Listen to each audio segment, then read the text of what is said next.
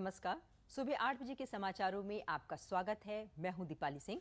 समाचारों में आगे बढ़ने से पहले देखते हैं हेडलाइंस।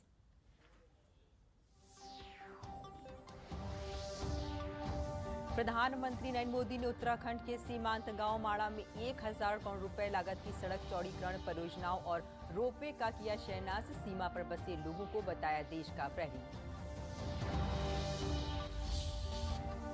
प्रधानमंत्री ने केदारनाथ और बद्रीनाथ में की पूजा अर्चना। केदारनाथ में 2430 करोड़ रुपए की लागत से तैयार हो रही रोपवे परियोजना की रखी आधारशिला। आदि गुरु शंकराचार्य समाधि स्थल के किए दर्शन। पुलिस स्मृति दिवस पर प्रदेश भर में विभिन्न कार्यक्रमों के हुए आयोजन। मुख्यमंत्री योगी आदित्यनाथ ने लखनऊ में आयोजित समारोह में शहीद पुलिसकर्मियों को दी श्रद्धांजलि।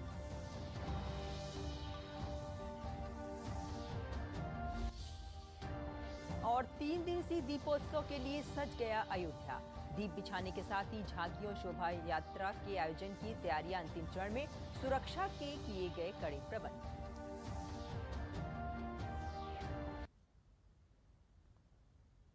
और अब समाचार विस्तार से। प्रधानमंत्री नरेंद्र मोदी ने कल उत्तराखंड के माड़ा गांव में सड़क और रोपवे परियोजनाओं का शिलान्यास किया।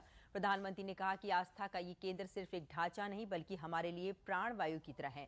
वो हमारे लिए ऐसे शक्तिपुंज हैं जो कठिन से कठिन परिस्थितियों में भी हमें जीवंत बनाए रखते हैं। प्रधानमंत्री ने कहा कि पहले जिन इलाकों को देश की सीमाओं का अंत मानकर नजरअंदाज किया जाता था, हमारी सरकार ने वहां से समृद्धि का आरंभ मानकर काम शुरू किया। पहले देश का आखिरी गांव जानकर जिसकी उपेक्षा की जाती थी, हम वहां आज लोगों की अपेक्षाओं पर फोकस कर रहे हैं।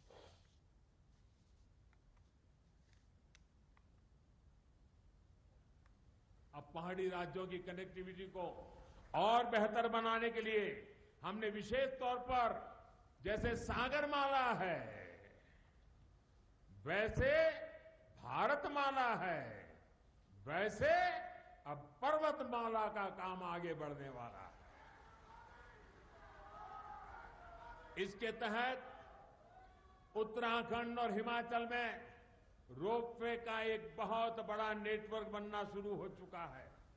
हमारे यहां जब हम बॉर्डर की बात सुनते हैं तो यही मन में आता है कि वहां सिर्फ फौजी साथी होंगे, बाकी सब वीरान होगा।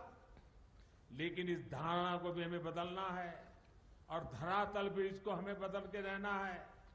हमारे बॉर्डर के गांवों में चहल पहल बढ़नी चाहिए, वहां विकास जीवन का उत्सव बनना चाहिए। ये हम प्रयास कर रहे हैं। और हम तो कहते हैं जो कभी गांव छोड़ करके गए हैं उनको अपने गांव वापस लौटने का मन कर जाए, ऐसा मुझे जिंदा गांव खड़े करने हैं।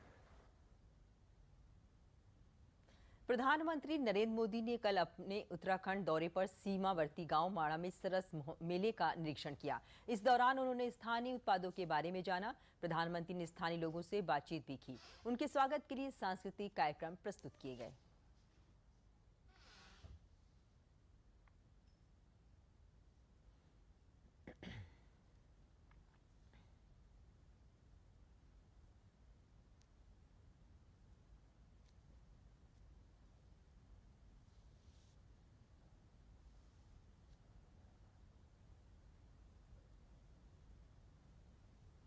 केदारनाथ के बाद प्रधानमंत्री नरेंद्र मोदी बद्रीनाथ पहुंचे, जहां उन्होंने श्री बद्रीनाथ मंदिर में दर्शन और पूजा अर्चना की। इसके बाद प्रधानमंत्री ने बद्रीनाथ में रिवर फ्रंट के विकास कार्यों की प्रगति की समीक्षा की।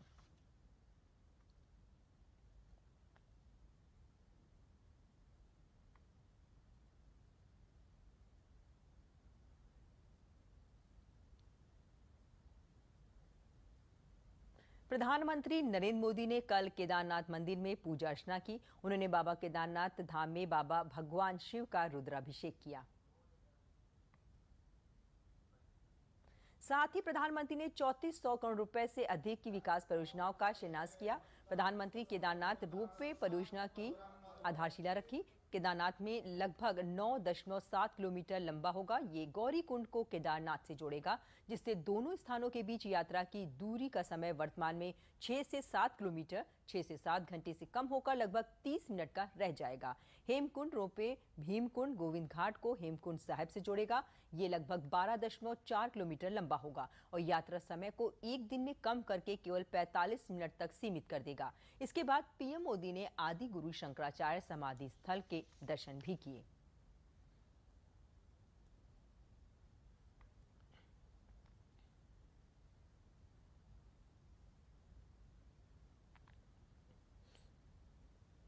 प्रधानमंत्री नरेंद्र मोदी आज सुबह 11 बजे वीडियो कॉन्फ्रेंस के माध्यम से रोजगार मेले में 10 लाख कर्मियों के लिए भर्ती अभियान का शुभारंभ करेंगे।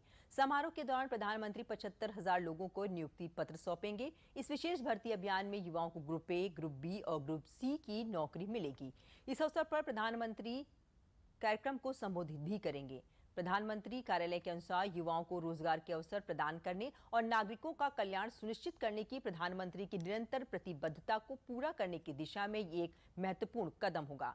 प्रधानमंत्री के निर्देशानुसार सभी मंत्रालय और विभाग मिशन मोड में स्वीकृत पदों की मौजूदा रिक्तियों को भरने की दिशा में काम कर रहे हैं। अभियान के तहत अब तक 38 मंत्रालयों और विभागों ने 75,000 युवाओं की भर्ती की प्रक्रिया पूरी कर ली है।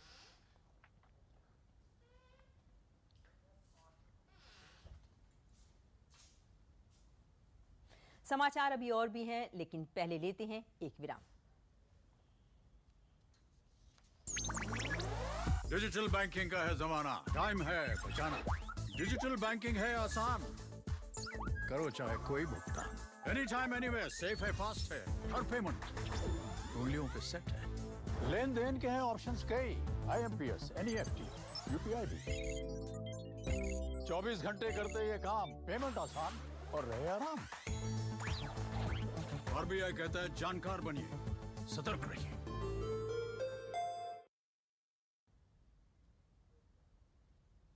विराम के बाद समाचारों में आपका फिर से स्वागत है। उत्तर प्रदेश पुलिस स्मृति दिवस पर मुख्यमंत्री योगी आदित्यनाथ ने कल लखनऊ में पुलिस लाइन ग्राउंड में आयोजित कार्यक्रम में शहीद पुलिसकर्मियों को नमन किया। इस अवसर पर पुलिस महानिदेशक देवेंद्र सिंह चौहान और प्रमुख सचिव गृह संजय प्रसाद भी मौजूद थे। मुख्यमंत्री ने बीते वर्ष के दौरान शहीद हुए 7 पुलिसकर्मियों को नमन करने के साथ उनके स्वजन से भेंट की और उन्हें सम्मानित भी किया। मुख्यमंत्री ने उत्तर प्रदेश पुलिस को देश का सर्वोत्तम बल बताया। मुख्यमंत्री ने इस अवसर पर पुलिसकर्मियों का मोटरसाइकिल भत्ता बढ़ाने की घोषणा की और कहा कि सभी पुलिसकर्मियों को प्रति माह अब 500 रुपए मोटरसाइकिल भत्ता मिलेगा। मुख्यमंत्री ने उत्तर प्रदेश में संविधान के अनुसार कानून का राज बनाए रखने में उत्तर प्रदेश पुलिस के योगदान की सराहना की। उन्होंने कहा कि अपराध और अपराधियों के खिलाफ सरकार की जीरो टॉलरेंस की नीति और पुलिस की सक्रियता का परिणाम है कि आज उत्तर प्रदेश में संगठित अपराध समाप्त हो गया है। ऐसे अपराधी या तो जेल में बंद हैं अथवा गिरफ्तारी के दौरान आत्मरक्षार्थ पुलिस की कार्रवाई में मारे गए।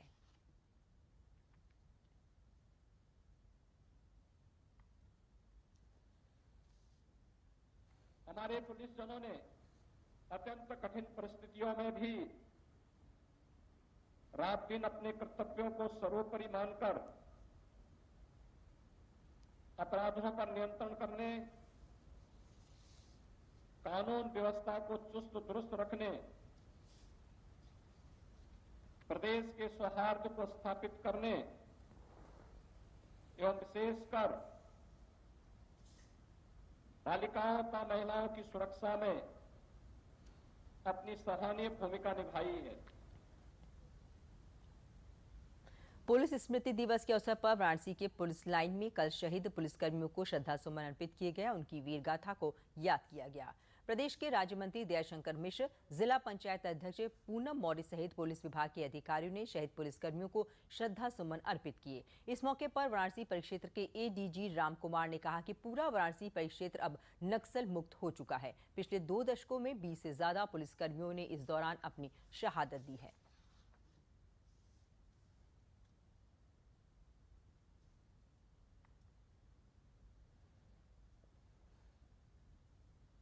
देखिए, हमारे लिए बहुत ही गौरव का दिवस है कि हम ये पावन पुलिस स्मृति दिवस मनाते हैं और सभी जानते हैं कि हमारे पुलिसकर्मी किस प्रकार से कानून व्यवस्था को बनाए रखने के लिए, क्राइम पर कंट्रोल करने के लिए अपनी प्राणों की आहुति तक दे देते हैं। तो आज के दिन हम उनको अपने श्रद्धासुमन अर्पित करते हैं, उनको याद करते हैं, उनके परिवारीजनों के साथ हम सदैव रहते हैं।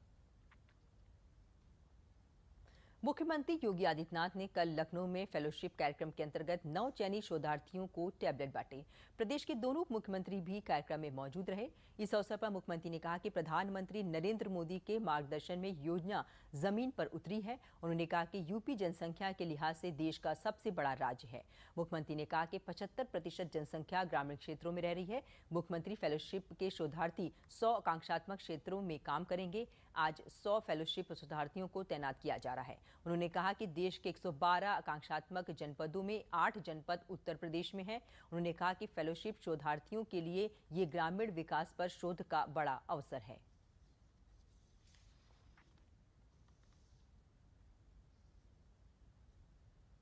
उत्तर प्रदेश के अंदर जब 8 जनपदों को सामान्य जनपदों की तर्ज पर आगे बढ़ाने के लिए कार्य करने की बात सामने आई थी, नीति आयोग की टीम यहां आई थी, मेरे साथ बैठी थी। प्रारंभ में मेरी भी समझ में नहीं आ रहा था क्या है ये सब, लेकिन हमने प्रयास किया और प्रयास करने के बाद जब कार्य प्रारंभ हुआ तो कार्य प्रारंभ होने के बाद अब आश्चर्य करेंगे कि हमने कुछ चीजें तय की। वहां पे अधिकारियों की कमी न हो, शिक्षा में, स्वास्थ्य में, कृषि विभाग में, जल संसाधन विभाग में, स्किल डेवलपमेंट के लिए वहां पर कुछ कार्यक्रम हम चलाएं।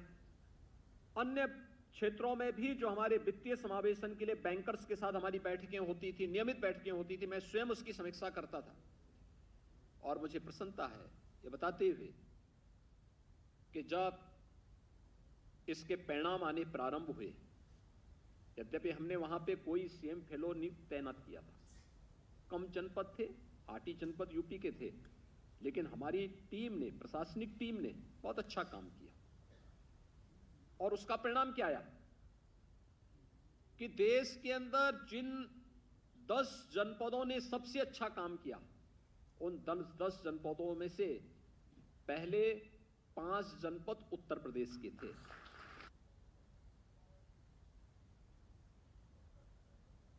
अयोध्या के भव्य और दिव्य 3 दिवसीय दीपोत्सव के प्रथम दिन कल राम की पैड़ी पर 17 लाख दिए बिछाने का काम अंतिम दौर में पहुंच गया है। शेष दिए आज बिछा दिए जाएंगे।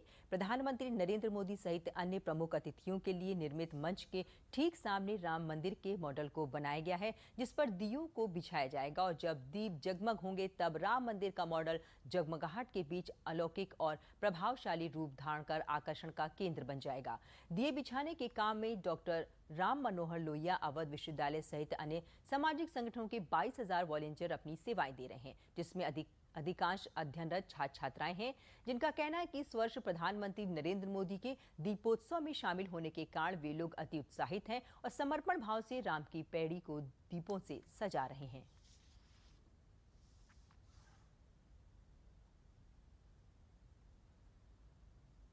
हम सब लोग तो 5 साल से ही दिया जला रहे हैं यहाँ पे, लेकिन इस बार हमारे माननीय प्रधानमंत्री जी आ रहे हैं, इसलिए कुछ ज़्यादा ही एक्साइटेड हैं।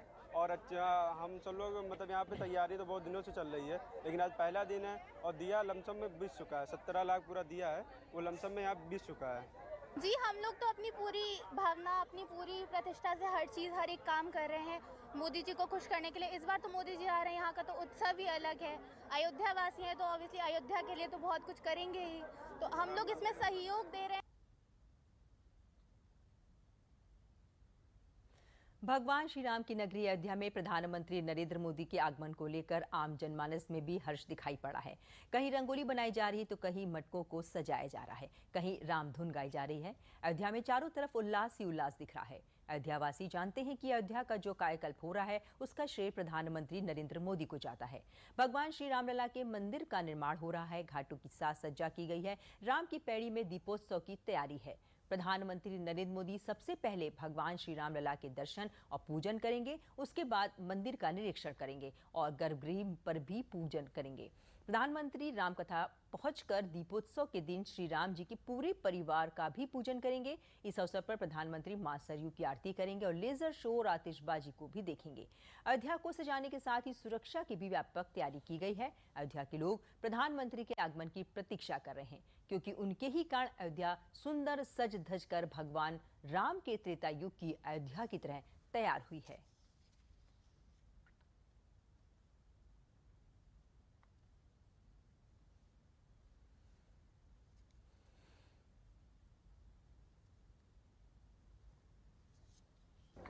जोरों शोरों से कार्य चल रहा है, जैसे कि वॉलंटियर यहाँ पे दीपक जला रहे हैं, जो कि 23 तारीख को दीप प्रज्वलित किया जाएगा। तो आप सब देख सकते हैं श्री राम की पावन जन्मभूमि में अयोध्या में 23 को हमारे प्रधानमंत्री नरेंद्र मोदी जी आ रहे हैं। अयोध्या का प्रत्येक नागरिक उत्साह से परिपूर्ण है। वो अपने प्रधानमंत्री के स्वागत के लिए परिपूर्ण है। वह चाहता है कि हमारे प्रधानमंत्री जी इस बार छठे दीपोत्सव में अयोध्या में आएं और इसमें प्रतिभाग करें। जिस प्रकार अयोध्या तब संवरी होगी, आज भी उसी प्रकार अयोध्या संवर रही है। 23 को जब प्रधानमंत्री जी आएंगे तो अयोध्या को पूरी दुल्हन की तरह सजी पाएंगे। शायद ऐसा ही उत्सव रहा होगा त्रेता युग में, जब प्रभु श्री राम यहाँ आए होंगे। जय श्री राम। मैं इस कार्यक्रम को लेकर मैं हर साल देखता था इस कार्यक्रम को टीवी के माध्यम से, कई और चीज़ों के माध्यम से, और मुझे इस कार्यक्रम के लिए बहुत ही ज़्यादा एक्साइटमेंट था, जो कि आज इस शुभ अवसर में आने का मुझे अवसर प्राप्त हुआ है। अयोध्या में जैसा कि सबको मालूम है कि प्रधानमंत्री आ रहे हैं दीपोत्सव के त्यौहार में, तो हम लोग उनके स्वागत की तैयारी के लिए ऐसे कलश सज्जा का प्रोग्राम हम लोग कर रहे हैं, और जो कि ये जगह जगह रास्ते पर बीच चौराहे में से लगाया जाएगा, जिससे कि सुंदरता और बढ़े। प्रदेश के उप मुख्यमंत्री बृजेश पाठक ने आगामी छठ पूजा को लेकर लखनऊ में गोमती तट पर होने वाले कार्यक्रम की तैयारियों का जायजा लिया। उन्होंने नदी तट पर स्वच्छता व्यवस्था का जायजा लिया, खुद भी गोमती तट पर झाड़ू लगाकर सफाई की। इस अवसर पर उनके साथ छठ पूजा के आयोजक समेत नगर निगम के अधिकारी और कर्मचारी मौजूद रहे। उन्होंने सभी अधिकारियों को छठ पूजा के मद्देनजर नदी किनारे साफ सफाई करने के आदेश दिए और गोमती के जलस्तर को छठ पूजा के दिन बढ़ाए जाने के भी निर्देश दिए।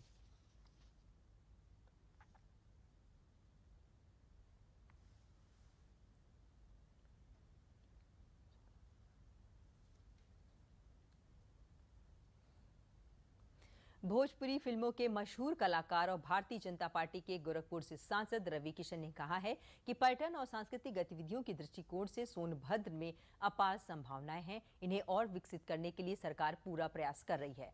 सोनभद्र जनपद के ओबरा में आयोजित सोनंचल महोत्सव में भाग लेने पहुंचे रवि किशन ने मीडिया से बात करते हुए कहा कि विकास के मुद्दे पर डबल इंजन की सरकार अपनी पूरी क्षमता के साथ काम कर रही है।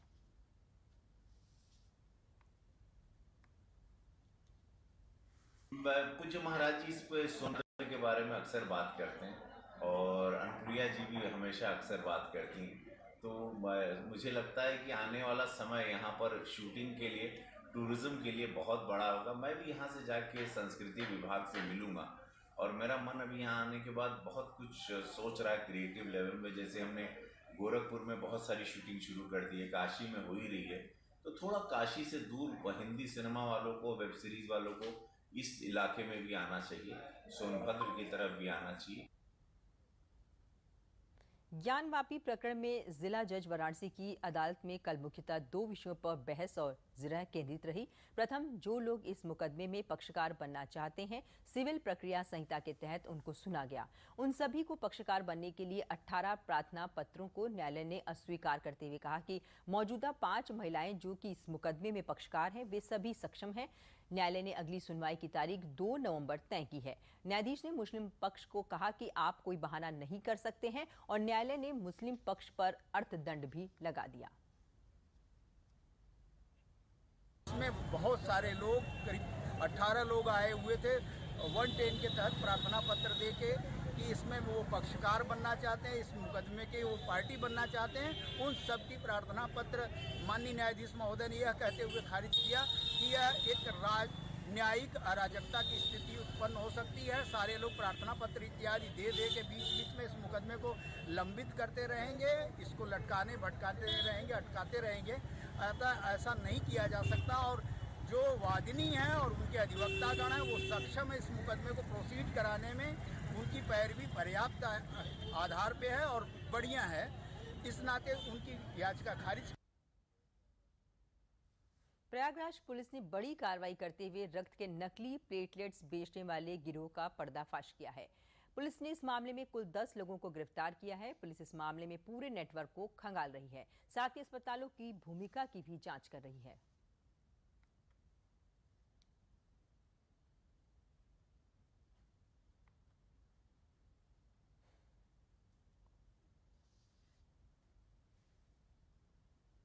पुलिस ने 10 अपराधियों को गिरफ्तार किया है, जिनके द्वारा नकली प्लेटलेट्स एक तरह से कहें तो ये ज़रूरतमंदों को बेचा जा रहा था। इनके पास से कई पाउचेस बरामद किए गए हैं, कैश बरामद किया गया है, मोबाइल फोन्स बरामद किए गए हैं तथा वाहन बरामद किए गए हैं। इनसे जो पूछताछ अभी तक की गई है उससे ये जो तथ्य प्रकाश में आए हैं कि इनके द्वारा ब्लड बैंक से प्लाज्मा लिया जाता था और उस प्लाज्मा को डिफरेंट पाउचेज में ट्रांसफ़र करके उस पे प्लेटलेट्स का फर्जी स्टिकर लगा के ब्लड बैंक के नाम से, और ये ज़रूरतमंद जो मरीज़ होते थे उनके तीमारदारों को ये बेच दिया करते थे। कासगंज की जिलाधिकारी हर्षिता माथुर और मुख्य विकास अधिकारी सचिन की सकारात्मक पहल पर विकास भवन परिसर में दीपावली मेला आयोजित किया गया है। इस मेले में स्वयं सहायता समूह के आर्थिक विकास एवं उनके प्रोत्साहन और हर घर हर दिन आयुर्वेद की थीम पर आयुर्वेद को बढ़ावा देने तथा इसके लाभों को जन जन तक पहुंचाने के उद्देश्य से विभिन्न जानकारियां दी जा रही हैं। मेले में यूनानी और आयुर्वेदिक दवाओं का निःशुल्क वितरण भी किया जा रहा है। मुख्य विकास अधिकारी सचिन ने बताया कि मेले में स्वयं सहायता समूह के उत्पादों के स्टॉल के साथ साथ कृषि, मत्स्य एवं अन्य विभागों द्वारा भी अपने अपने स्टॉल लगाए गए हैं। साथ ही एक जनपद एक उत्पाद के अंतर्गत जरी जरदोजी के वस्त्रों का भी स्टॉल लगाया गया है।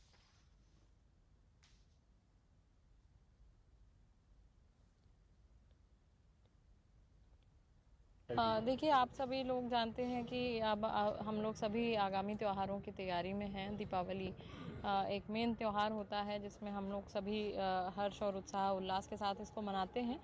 जनपद में हमारी जो स्वयं सहायता समूह की महिलाएं हैं, बहनें हैं, उन सभी के द्वारा बहुत अच्छे अच्छे प्रयास से दिया, मोमबत्ती और पूजा सामग्री सभी चीज़ें बनाई जाती हैं। आज हम लोगों ने यहाँ पर ये मेला जो लगाया है वो इसी उद्देश्य से लगाया है कि जो हमारी स्वयं सहायता समूह की महिलाएं हैं उनको एक मौका मिले अपने कार्य को शोकेस करने का, और चूँकि दीपावली आने वाली है तो उनकी अच्छी बिक्री हो, इसलिए प्रशासनिक तौर पे इस मेले को आयोजित किया गया। जैसा कि जानते हैं, भारत सरकार ने पिछले 7 वर्ष पूर्व एक आयुष विभाग का गठन किया था। तो उसका मूल उद्देश्य यही था कि जो यहाँ पे स्थानीय स्तर पे हमारे जो भारत में जो भी जड़ी बूटियाँ हों, जैसे उत्पाद हैं, उनसे इस तरह का हम लोग दवा बनाएं। हमारा 7वां आयुर्वेदिक दिवस मनाया जा रहा है। 23 तारीख को धन्वंतरि दिवस है। उसी उपलक्ष्य में हर दिन हर घर आयुर्वेद के अंतर्गत यहाँ पे स्टॉल लगाया गया है। इसमें आयुर्वेदिक और यूनानी दवाएं दोनों मौजूद हैं, जिस कि जो जनरल पब्लिक है उसको इजीली ये दवाएं प्रोवाइड हो जाएं। आयुर्वेद का मेन मतलब है कि स्वस्थ स्वास्थ्य रक्षण आतुरस विकार प्रशमन, यानी इसका मतलब होता है स्वस्थ व्यक्ति की स्वास्थ्य की रक्षा करना और जो बीमार है उसको बीमारी से मतलब बचाने के लिए ये मतलब दवाई चलाना।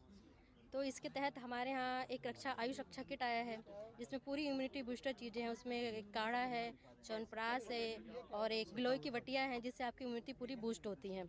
इसके अलावा और हमारे पास पेट संबंधी जितनी भी बीमारियाँ हैं उसके लिए बहुत अच्छे अच्छे इलाज है।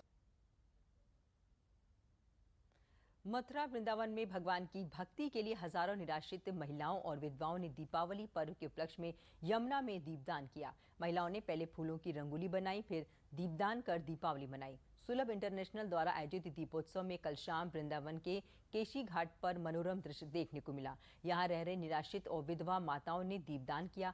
हजारों दियों की आभा से जहाँ यमुना तट रोशनी में नहा उठा, वहीं निराश्रित महिलाओं के चेहरों पर खुशियों के दीप जगमगाने लगे।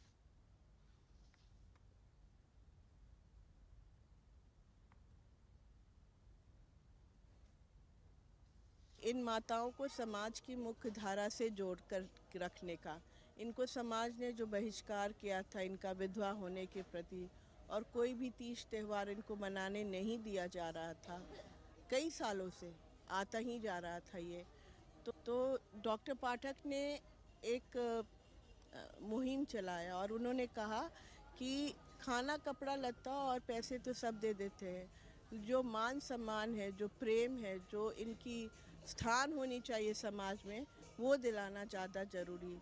ये सोच करके उन्होंने दीपावली, दशहरा, होली, रक्षाबंधन सारे त्यौहार मनाते आए हैं। मैं बहुत खुश हूँ, सब माता जी को लेके भगवान को पास में प्रार्थना करती हूँ, सबको अच्छा रखे। हाँ, इधर में अच्छा कार्यक्रम दिया, उपहार दिया, बहुत कुछ खिलाया, कपड़ा दिया, सब कुछ देता है मैडम लोग का, और सब माता लोग को लेके हम खुशियाँ मना रहे हैं। प्रदेश के उप मुख्यमंत्री केशव प्रसाद मौर्य ने कल हरदोई में पूर्व विधायक उपेंद्र तिवारी की पुण्यतिथि पर श्रद्धासुमन अर्पित किए और वहां आयोजित रामकथा में हिस्सा लिया। इस अवसर पर प्रदेश के पूर्व उप मुख्यमंत्री दिनेश शर्मा तथा मंत्री रमापति शास्त्री भी उपस्थित थे। उप मुख्यमंत्री केशव प्रसाद मौर्य ने कहा कि भगवान राम का चरित्र भाई, पत्नी, पुत्र, मित्र सभी को मिलकर काम करने और समाज को आगे बढ़ाने का संदेश देता है। उन्होंने कहा कि सभी धार्मिक अनुष्ठानों को संपन्न कराए जाने की उनकी सरकार समर्थक है। कार्यक्रम में प्रदेश की उच्च शिक्षा राज्य मंत्री रजनी तिवारी ने कहा कि राम कथा को सुनने से लोगों में जो वैचारिक और समाज में शांति तथा परिवर्तन का संदेश जाएगा, उससे एक बड़ा लाभ लोगों को मिलेगा। सभी प्रकार के धार्मिक अनुष्ठानों को बहुत अच्छे ढंग से संपन्न किए जाने का समर्थक, जिनकी पुण्यतिथि पर यहाँ राम कथा हो रही है, अभी विश्व हिंदू परिषद के अध्यक्ष हैं। मैं भी राष्ट्रीय स्वयंसेवक संघ के स्वयंसेवक के रूप में समाज के संगठन के काम को करते हुए लंबे समय तक विश्व हिंदू परिषद का काम किया। श्री राम जन्मभूमि आंदोलन से जुड़ा और आज कह लीजिए श्री रामलला के मंदिर का बाडल में मुझे भेंट किया और आप सबको इतना ही कहूँगा, श्री राम कथा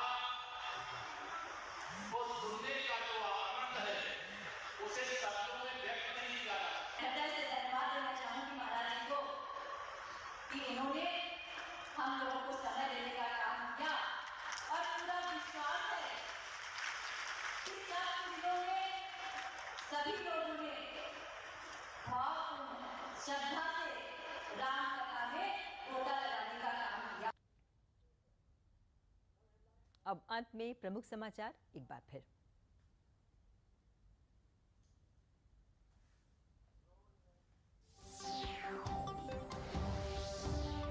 प्रधानमंत्री नरेंद्र मोदी ने उत्तराखंड के सीमांत गांव माड़ा में 1000 करोड़ रुपए लागत की सड़क चौड़ीकरण परियोजनाओं और रोपवे का किया शिलान्यास। सीमा पर बसे लोगों को बताया देश का पहलू। प्रधानमंत्री ने केदारनाथ और बद्रीनाथ में की पूजा अर्चना। केदारनाथ में 2430 करोड़ रुपए की लागत से तैयार हो रही रोपवे परियोजना की रखी आधारशिला। आदिगुरु शंकराचार्य समाधि स्थल के किए दर्शन। पुलिस स्मृति दिवस पर प्रदेश भर में विभिन्न कार्यक्रमों के हुए आयोजन। मुख्यमंत्री योगी आदित्यनाथ ने लखनऊ में आयोजित समारोह में शहीद पुलिसकर्मियों को दी श्रद्धांजलि।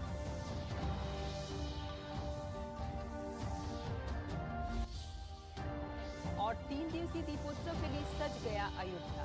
दीप बिछाने के साथ ही झांकियों शोभा यात्रा के आयोजन की तैयारियां अंतिम चरण में।